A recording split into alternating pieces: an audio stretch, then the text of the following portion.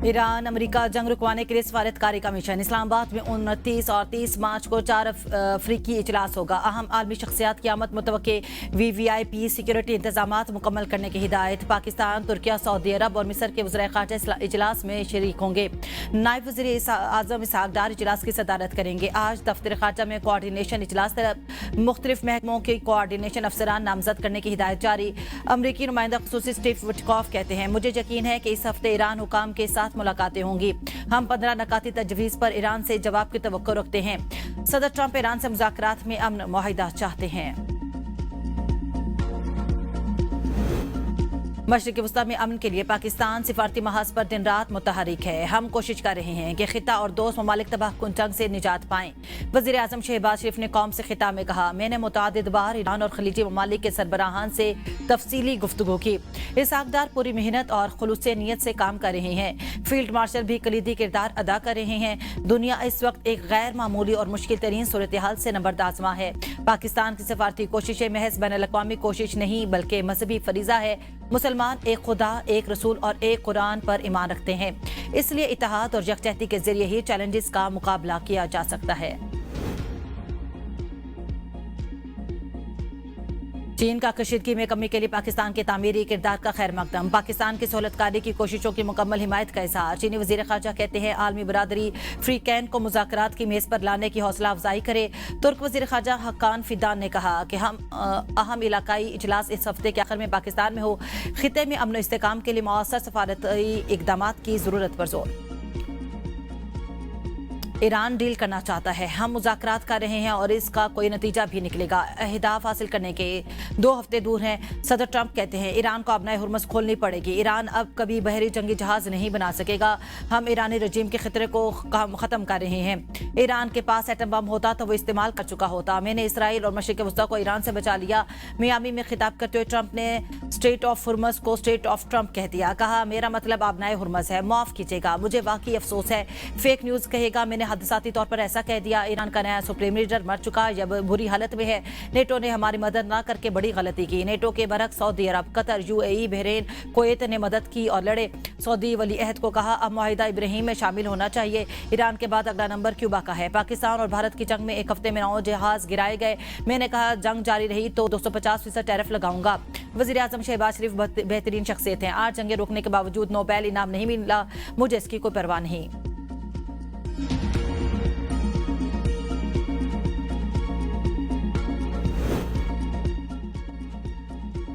Iran का Saudi अरब में Prince सुल्तान airbase पर मिसाइल हमला। कई अमरीकी रिफ्यूलिंग तैयारों को नुकसान पहुंचा। 12 अमरीकी फौजी जख्मी, 2 की हालत तशवीशनाक। ईरान ने इसराइल पर क्लस्टर बम्बों की बारिश कर दी। 1 शख्स हलाक, 2 जख्मी। तल अवीव में कसीरुल मंजिला इमारतों को निशाना बनाया गया। मिसाइल इसराइली फजा में दाखिल होते ही सायरन बज उठे। लोग शेल्टर्स में पनाह लेने पर मजबूर। ईरान का कुवैत में अमरीका के 6 बहरी जहाज तबाह करने का दावा। दुबई में साहिल और होटल पर हमलों में भी कई अमरीकी फौजियों को हलाक करने का दावा किया। ईरानी मीडिया के मुताबिक कुवैत के अल शवेख बंदरगाह पर अमेरिका के 6 टैक्टिकल जहाजों को निशाना बनाया गया। 3 लड़ाका जहाज समंदर में गर्क हो गए जबकि 3 दीगर में आग लग गई।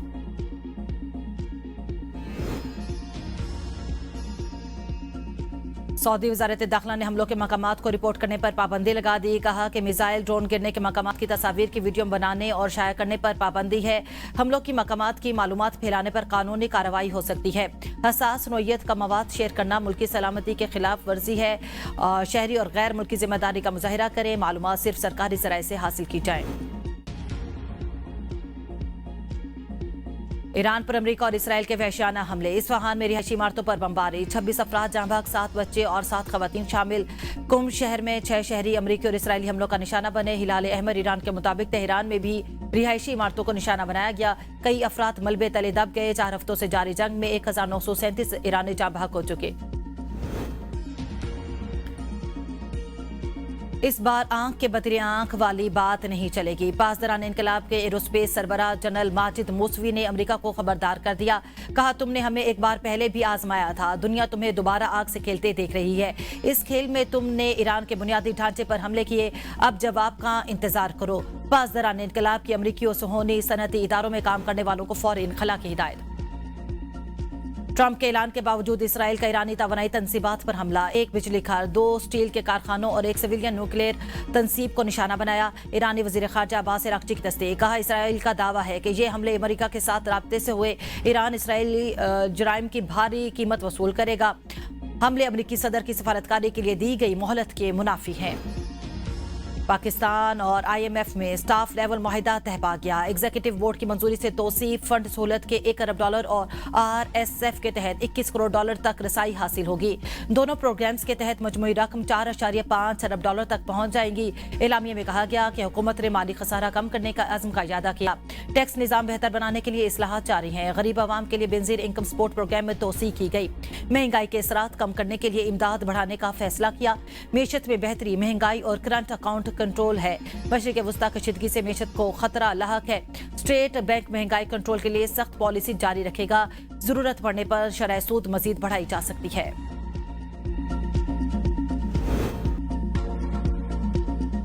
पेट्रोल फी लीटर 95 और डीजल 203 रुपये महंगा करने की तजवीज़ मुस्तरद। 56 अरब रुपए का बोझ हुकूमत बर्दाश्त करेगी। वज़ीर आज़म शहबाज शरीफ का कौम से खिताब, कहा आलमी मंडी के मुताबिक पेट्रोल की कीमत 544 रुपये होनी चाहिए थी। हुकूमत 322 रुपये फी लीटर दे रही है। डीजल की कीमत 790 रुपये फी लीटर होनी चाहिए थी, जो 335 रुपये में दस्तियाब है। मुतवातर 3 हफ्ते के अंदर 125 अरब रुपये का तारीखी बोझ हुकूमत ने अपने कंधों पर उठाया। मेरे लिए अवाम के मुआशी तहफ़्फ़ुज़ के सिवा कुछ नहीं। दुनिया भर में पेट्रोल की कीमतें दुगना हो चुकी है। हुकूमत ने महंगाई के इस तूफान को अवाम तक पहुंचाने से रोक रखा है। हुकूमत ये जद्दोजहद अकेले नहीं कर सकती। अवाम की फ़ायदेमंद मुहिम के तहत ताउन करे।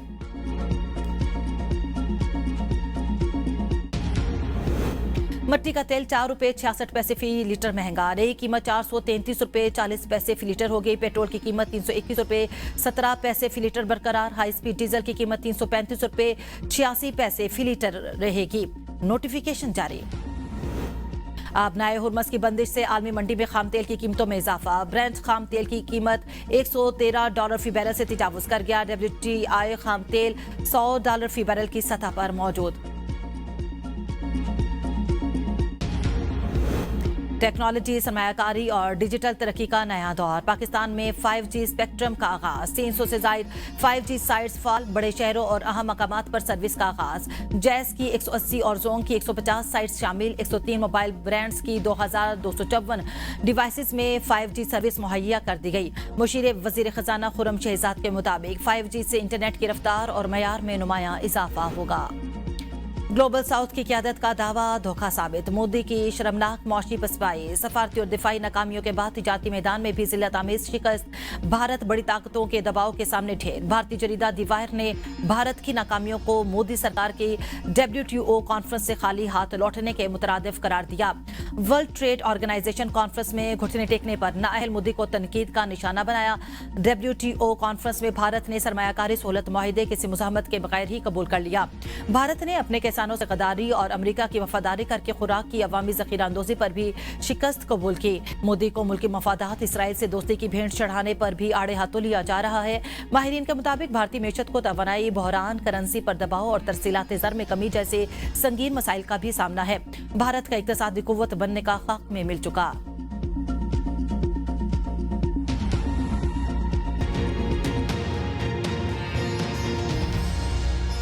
वज़ीर आज़म शहबाज शरीफ ने इस्लामी जमहूरिया ईरान के सदर मसूद पेज़ेश्कियान से टेलीफोन पर राब्ता किया, जिसमें दोनों रहनुमाओं के दरमियान 1 घंटे से जायद जारी रहने वाली गुफ्तगू में खित्ते की कशीदगी और अमन के लिए जारी कोशिशों पर तफसीली तबादला ख्याल किया गया। वज़ीर आज़म ने ईरान पर इसराइल के मुसलसल हमलों, खुसूसन शहरी तनसीबात को निशाना बनाने के वाक़यात की शदीद मज़म्मत का इहादा किया और मुश्किल वक्त में ईरानी अवाम के साथ मुकम्मल यकजहती का इजहार किया। उन्होंने 1900 से जायद कीमती जानों के ज़िया पर गहरे दुख और अफसोस का इजहार करते हुए मरहूमीन के लिए दुआ की और जख्मियों की जल्द सेहतयाबी की ख्वाहिश जाहिर की। वज़ीर आज़म ने ईरान सदर को अपने नायब वज़ीर आज़म इसहाक डार और फील्ड मार्शल सैयद आसिम मुनीर की जानिब से अमरीका, वरदार खलीजी और इस्लामी ममालिक के साथ जारी सफारती राब्तों से आगाह किया, जिनका मकसद अमन मज़ाकरात के लिए साजगार माहौल पैदा करना है। उन्होंने पाकिस्तान के अमन इक़दाम की हमायत पर जोर देते हुए उम्मीद जाहिर की कि मुश्तरका कोशिशों से कशीदगी में कमी लाई जा सकेगी। ईरानी सदर ने वज़ीर आज़म की सफारती काफिश को सराहते हुए ईरान के खिलाफ इसराइली इक़दामात पर अपना मौक़िफ़ पेश किया और मुज़ाकरात और सालसी के लिए एतमाद साजी की ज़रूरत पर जोर दिया। जबकि इस ज़िमन में पाकिस्तान के मस्बत किरदार की तारीफ की। गुफ्तगू के अख्ताम पर वज़ीर आज़म ने ईरानी सदर का शुक्रिया अदा करते हुए यकीन दिलाया कि पाकिस्तान खिते में अमन और इस्तेहकाम के फ़रोग के लिए अपना तामीरी किरदार जारी रखेगा।